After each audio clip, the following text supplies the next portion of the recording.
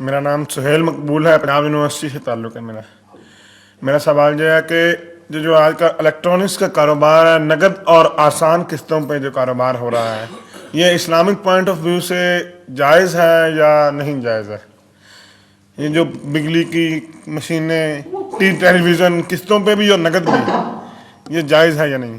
دیکھیے، میں نے اگرچہ ابتدا میں آپ سے کہا کہ میں فقہی مسائل میں دخل نہیں دینا چاہتا، لیکن بعض چیزیں ایسی ہیں کہ جن کے بارے میں میری یہ رائے ہے کہ میں یہ رسک لے کر بھی کہ علماء میں اس بات سے اختلاف کریں گے، میں وہ بات بیان کروں. وہ ایک ایسا حق ہے، احقاق حق، جس کو کہ اس سے جین اور جان چرانی نہیں چاہیے.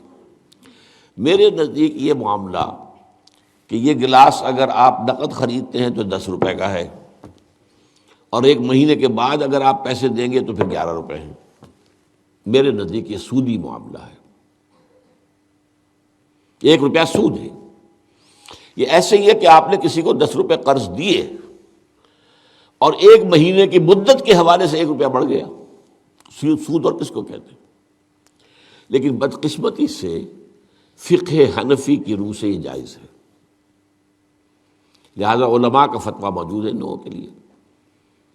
اب سود کو کس طرح کیا گیا ہے؟ سرکموینٹ کرنا جو ہے سود کو. آپ ایک کار خریدنا چاہتے ہیں، آپ کے پاس پیسہ نہیں ہے، آپ 10 لاکھ روپیہ بینک سے لیتے ہیں، بینک اپنا جو ہے آپ کو 10 15 20% کے اوپر قرض دے دیتا ہے. اس کے بجائے ایک راستہ اختیار کیا، ہم آپ کو کار خرید دیتے ہیں، آپ ہمیں 10 سال کی قسطوں میں پیسے دے دیجیے. وہ اپنے 10 سال کا سود کیلکولیٹ کر کے اس پہ ڈال دیتے ہیں، وہ آپ کو دینا پڑ گیا. تو یہ صرف ایسے ہی ہے کہ ناک کو سیدھا پکڑ لیا جائے، یا یہ کہ پھرا کر ہاتھ جو ہے گردن سے، میرا تو ہاتھ نہیں پہنچتا، لیکن یہ کہ بہرحال جن کے پہنچ جاتے ہیں ہاتھ، وہ اس کو جائز کیے بیٹھے. تو میرے نزدیک اصل میں یہ آپ کے سامنے ایک بڑی یعنی دین کی حکمت اور فلسفے کے اعتبار سے بہت اہم بات ہے جو اب کہنے چلا ہوں. دیکھیے، آپ کو معلوم ہے کہ حق و باطل کے درمیان کشاکش اور کشمکش اور جنگ کی تو اول روز سے ہے. ستیزہ کار رہا ہے ازل سے تا امروز، چراغ مصطفی سے شرار بولہوی. نتیجہ کیا ہے؟ حق غالب آتا ہے، کچھ عرصے کے بعد پھر باطل سامنے آ جاتا ہے. پھر کوئی اللہ نے نبی بھیجا، پھر حق کو غالب کیا، پھر اس کے اوپر بعد میں کچھ عرصے کے بعد پھر باطل سامنے آ گیا، شیطان نے پھر غلبہ کر لیا. یہی ہوتا آیا. خلافت راشدہ کے ختم ہونے کے بعد سب سے پہلی خرابی کیا آئی؟ ملوکیت آ گئی. اب موروثی ملوکیت ہے. ملوکیت کیا ہے؟ جس کی لاٹھی اس کا بھینس، جس کے بعد طاقت ہے وہ آئے اور حکومت کے اوپر قابض ہو جائے. اب کہلاتے خلفاء تھے، وہ خلفاء تو نہیں تھے، بادشاہ تھے.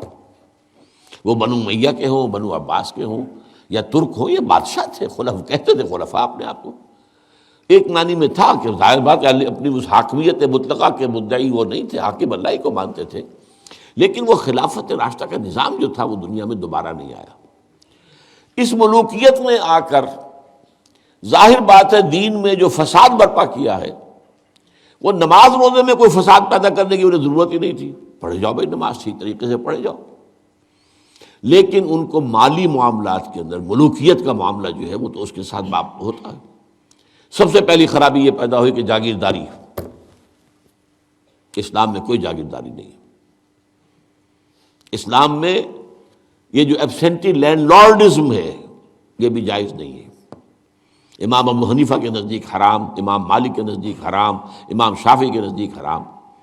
لیکن یہ ہے کہ قاضی ابو یوسف صاحب نے، جو امام ابو حنیفہ کے شاگرد تھے، اور امام محمد وہ بھی دوسرے شاگرد تھے، انہوں نے فتویٰ دیا جواز کا کچھ شرطیں لگا کر. اس لیے کہ ملوکیت جو ہے وہ جاگیرداری کے بل پر چلتی تھی.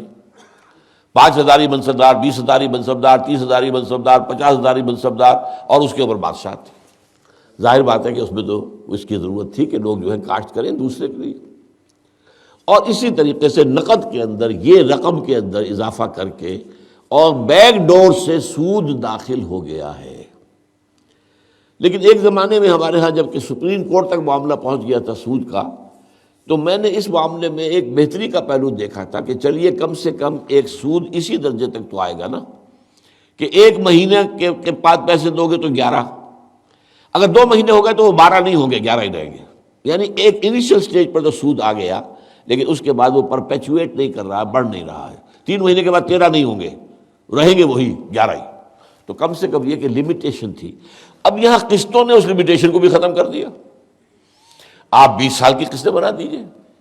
مارگیج ہاؤسز کا جو دنیا کے اندر چل رہا ہے 20 سال کا، 30 سال کا مارگیج ہوتا ہے. وہ گویا کہ پھر سود کو انہوں نے اپنا پورا حصہ جو ہے کاؤنٹ کر کے اس میں ملا کے اور اس کی قیمت رکھ دیتے.